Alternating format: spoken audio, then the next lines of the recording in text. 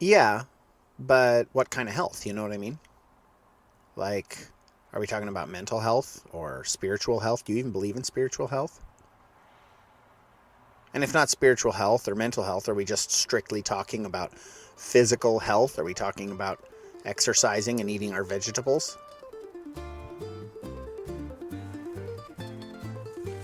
Well, I'm Nick Walton. I'm a coffee roaster. I'm a dad. I'm a husband. I'm a wee little farmer. And I can't stop thinking about the invisible scripts that run our lives. You're listening today to The Values Sort. This is a field guide to the values that shape the patterns of thinking and behaviors that end up shaping our entire lives. This is essay number 56, Health. Let's get into it. Now, health for me is another one that's hard to pin down. Clean living, that's what my dad says. The old man who smokes all the days of his life and dies peacefully in his sleep at 93. Clean living, my dad might say with an eye roll. Health is an honest value to choose. Health for me and for you. Healthy foods, healthy habits, healthy minds, healthy bodies. At least we have our health. I can lose a lot and still have a lot if I have my health. But boy, that can go sideways for us, I think. I think of my friend the artist. She lived her life clean. She avoided sugar, she ate healthy. She walked 50 miles on her 50th birthday. And then she got cancer, and she died quickly. I think of my cousin, the forester. He finished his course of study and found a job in the woods somewhere. He got married and had some real nice kids, and then he got the flu, and he died of complications. The flu. You know, you hear that it kills people every year, but you don't think it kills the strong. But it did. You know, it killed my strong, healthy cousin. He was an ox. He was a gem of a man. He was beautiful, and he was strong. We grew up together, and I loved him deeply, and he died because of the flu. My parents are not all well.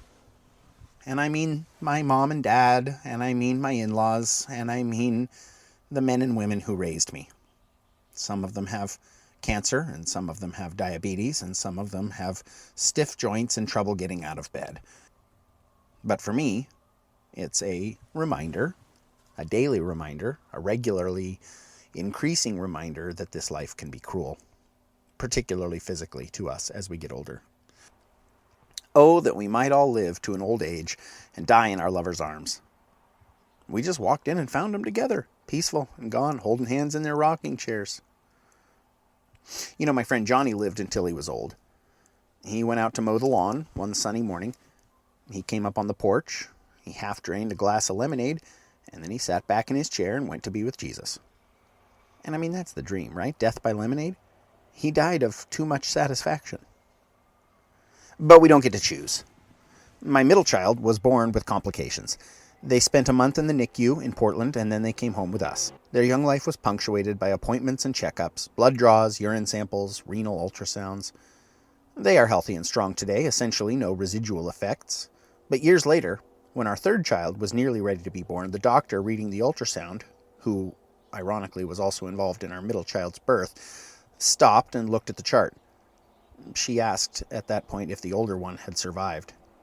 Survival is apparently uncommon for kids with our middle kid's condition, and survival with no meaningful consequences is essentially unheard of. We rolled the dice on that one, and we won. We had the dice rolled for us. We did little more than blow on them. And of course, my own wife is a cancer survivor. We do not take our health for granted around here, or if we do so in folly.